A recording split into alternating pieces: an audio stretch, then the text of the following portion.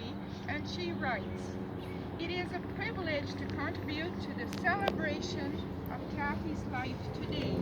I feel blessed to have had Kathy as my older sister and as a special part of my life for all this time. Because I live in New Zealand, I am not able to be with you in person.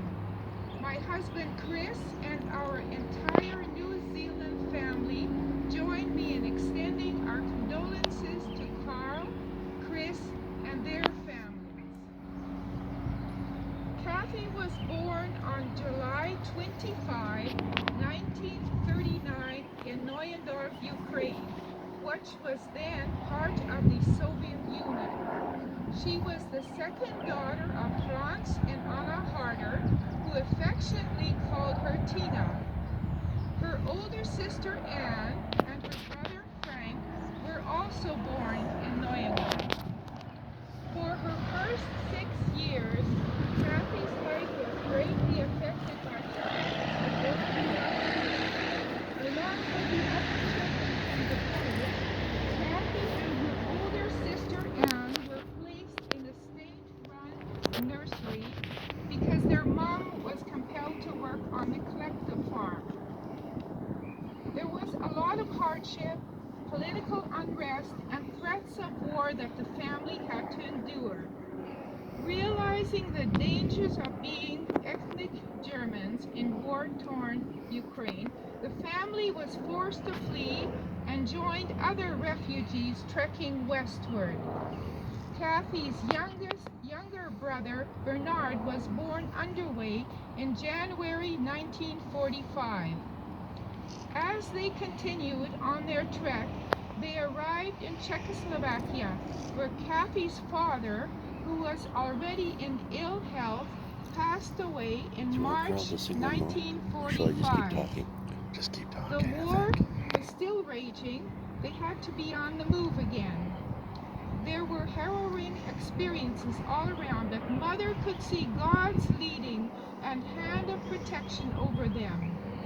In October of that year, they arrived in Südgartsfehn, Ostfriesland, Germany. Here they were welcomed and helped and integrated into the rural community and church, and it became home for the next 3 years. Kathy was 9 years old when the family arrived in Canada to begin their new life. Now there were new challenges to face, such as learning English and starting school in a new country. Our mom married Rudolf Koop 5 months after the arrival in Canada, and Kathy's 3 siblings, Rudy, Helen, and Jake, joined the family in the following years. In the 1990s, other family members, Rudy, Ira, and their children were able to emigrate from Russia to Canada. In the first 6 years after her arrival in Canada, Kathy pursued her primary and secondary education and attended Bible school in Clearbrook. She also undertook employment opportunities in Vancouver. Church attendance and singing in the choir were important to her. Kathy enjoyed family celebrations and other social gatherings, observing her Mennonite heritage. Possibly, it was at one of these Mennonite gatherings that she was reacquainted with Frank Wiebe, her future husband. Frank and Kathy were married in December 1964. Frank's work took them to a number of overseas job locations. On their return to Canada, their first son, Carl, was born in June 1968, followed by a second son, Chris, in October 1974. Kathy made an effort to introduce the boys to the German language so they could better appreciate their cultural heritage. Later, as the boys grew up, she welcomed her daughters-in-law, Sherry and Connie, and was thrilled when the grandchildren Sarah, Corbin, and Keegan were added to the family. her family were all very special to her. She was very proud of them. Kathy had a kind and generous nature.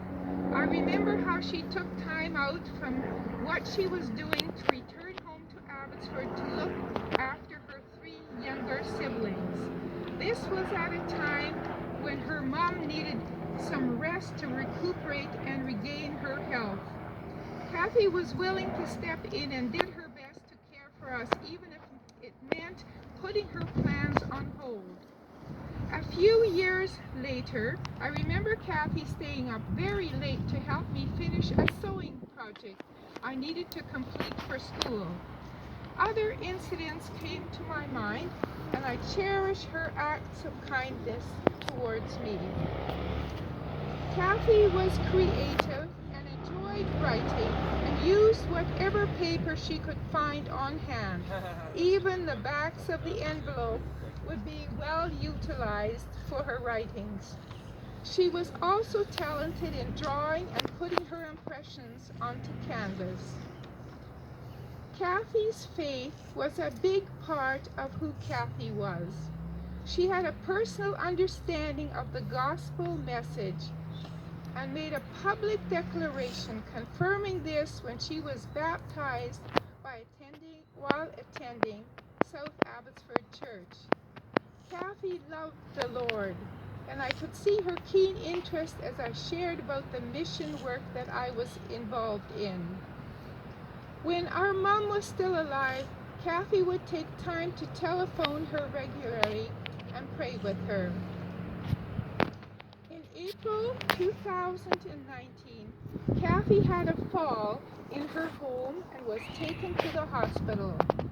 She was still in hospital care when Frank passed away 3 months later in July 2019. That same month, she was transferred to the Menno home, which also happened to be where our mom was being cared for.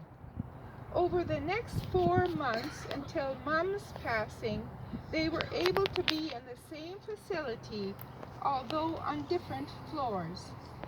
Menno home continued to be Kathy's place of residence until the end, as she remained in need of care and was confined in a wheelchair.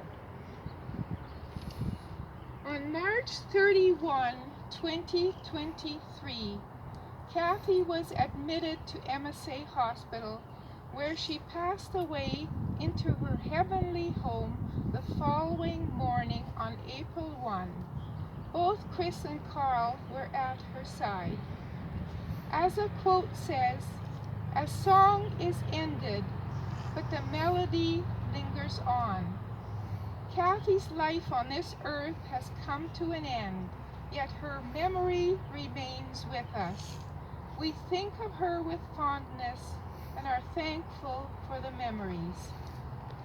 I conclude with this wonderful promise that assures us of what Kathy is experiencing now, which is found in John 14, 1-3. Jesus said, "Don't let your hearts be troubled. Trust in God and trust in me.